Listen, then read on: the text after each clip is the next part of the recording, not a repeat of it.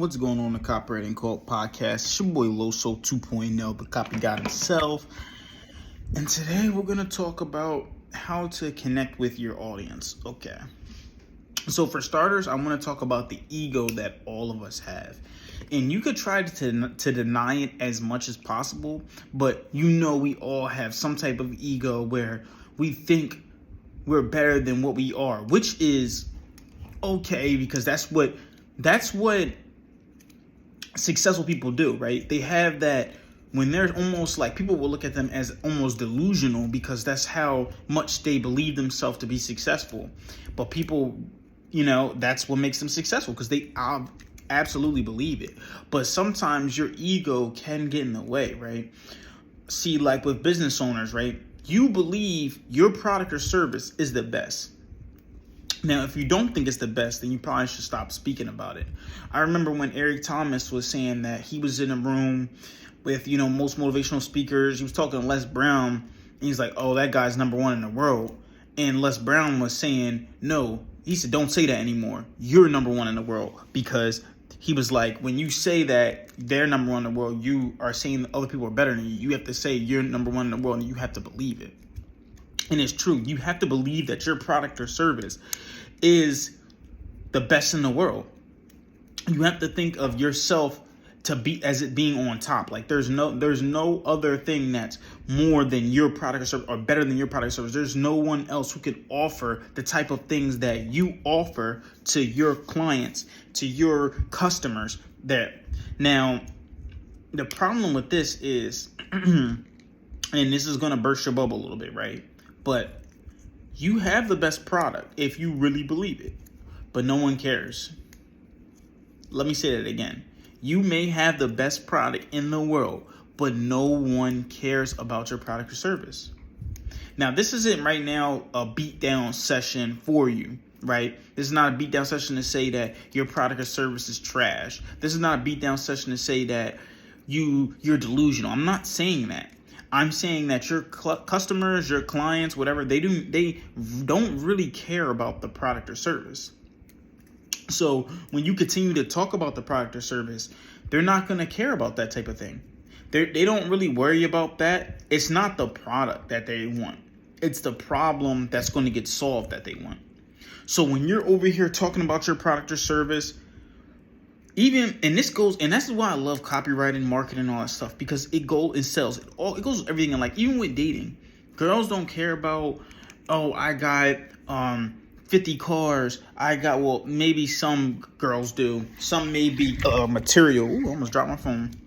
Some may be material and think that that's what they want, but they're more worried about the problem that you solve for them.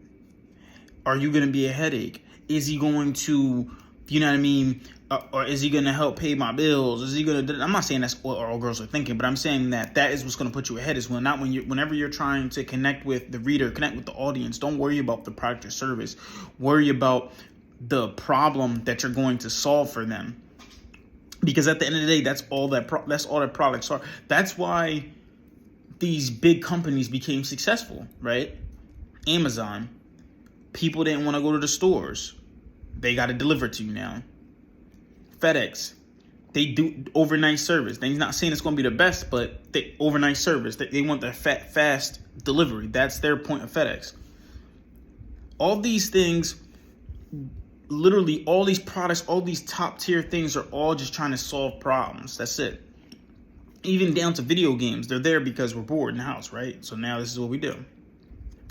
And this is why yesterday when I presented at work, we had like a quarter to basically halfway through the year type of get together. My presentation was the best out of everyone's. Exactly why mine was the best out of everyone else's. Because see, I did not talk about my product or service. I connected with their problems. So when I first started my presentation, the very first part, and even when I do it with these different videos, right? The first section, I was just like, hey, speaking to the audience, hey, what's going on? I was like, what do you come to work for? They're like, more money. And I was like, okay, more money. That's why we come to work, right? We want to make more money. And I think before, you want to make more money by doing less work, right? You don't want to be stressed out anymore, right? Really connecting with the audience first and figuring out what their problems are, and then creating my presentation as coaching as the solution to their problem. So their problem is that you want more money and you want to work less, you don't want to be stressed out. So now my solution is to do that. And that's when I connected with the audience really well. The other presentations may not have been so well because they did not connect with the audience. They did not have a story to connect with the audience. It's not just about, and that's why I love copywriting, right? It's not in speaking. All the copywriting is everything. It's speaking too. It's not about just connecting with the audience and getting their thing. You do want to connect with them first, figure out what their problem is, but then telling a story to connect to their problems in order for them to understand it better. That's what all my podcast episodes are about. Connecting with the audience, giving them a story, figuring out the solution. That's all it is. And when you focus on the problems of your clients, of your, customers, this is when you connect with them better. Even with sales, like I said, when people come into my job, oh, hey, let's, I'll ask them, first thing I ask them, even if they didn't come in for nothing, hey, you experienced any problem with your phone? I actually am, My solution, new phone. That easy.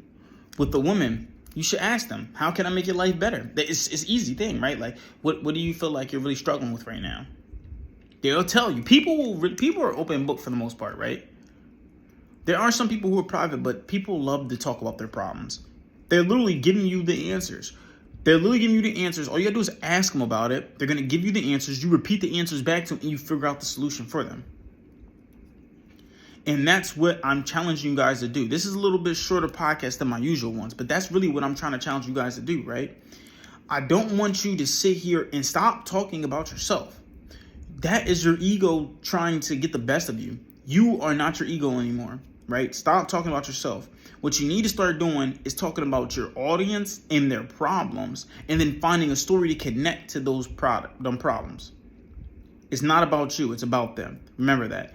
Now, that's all I'm going to do today. Comment below. Do you talk about yourself or do you talk about your audience problems? I don't know, man. Do you go on a date and just talk about yourself or do you ask your date about your problems? Come on, Kings. Let's do it. I want you guys to keep killing the day and just remember, you pray for marketing like this. Copy God out.